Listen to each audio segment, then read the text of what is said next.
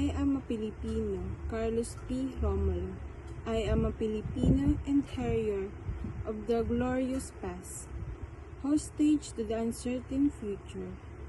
As such as I must prove equal to a twofold tax, the tax of the meeting responsibility to the past, and the tax of performing my obligation to the future. I sprung for the Hadra race, child of many generations, removed the ancient Malayan funerals. Across the centuries, the memories come rushing back to me, of a brown-skinned man putting out the sea, ship where the fills their hearts with shout. Over the sea, I see them come, borne up to the billowing wave and whistling wind, carrying up the mighty swell of hope, in the free abundance of a new land that was be their home, their children's forever.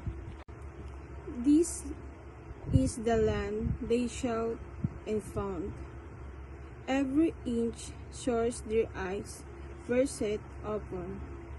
Every hill and mountain that brought to them the green purple in innovation, every mile of rolling fame, and their view encompass every river and lake that promise plentiful living and the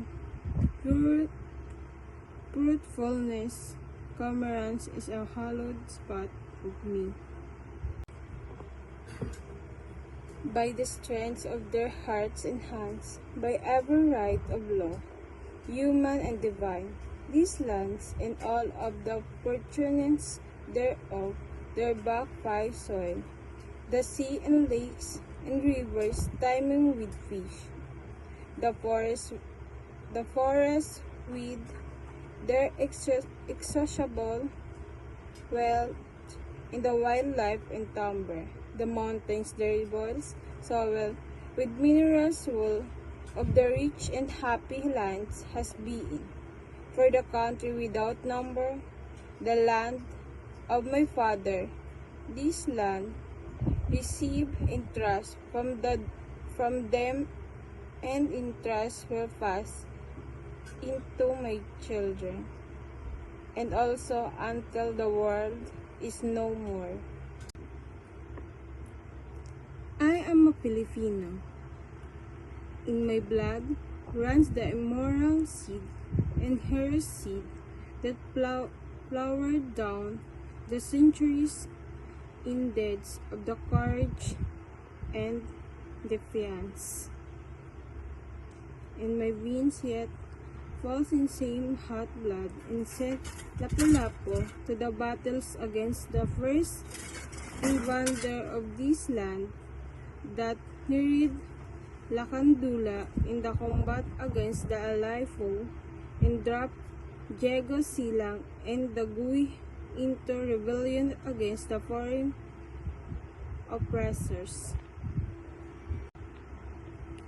That seed is immoral. This itself same seed, flowered by in the heart of a Sercel that morning in Bagong Bayan, when the valley of Sat put an end to the vast moral of him and made his spirit deathless forever.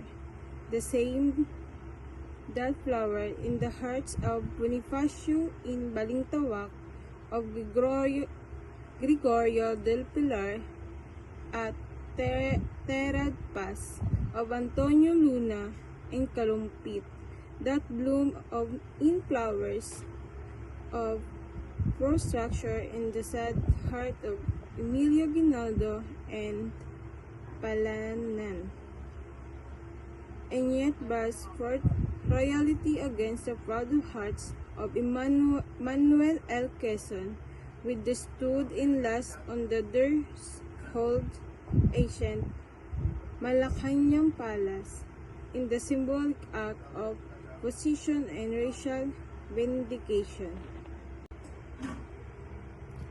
out of the last grain of these 7,000 eyes, of the heartstring of 16 million people waving to the one song. I shall wave mighty fabric of my pledge out of this song, of the farmers' sun rays when they go to labor and fails, out of the sweat of the heart-beating pioneers in the Mal League and Coronadal, out of the silent endurance of stadors and fires of the anonymous grumbling peasant in Pampanga, out of the first cries and babies newly born, and shall lullabies,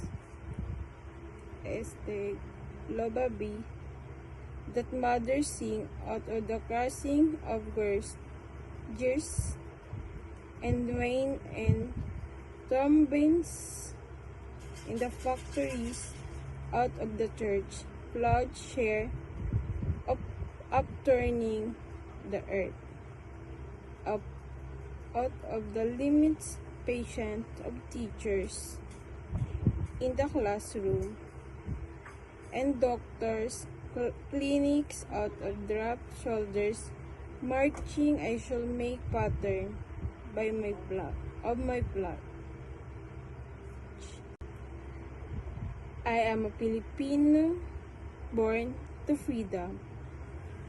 I shall not rest until freedom shall have been added into inheritance for myself and my children and my children's children forever.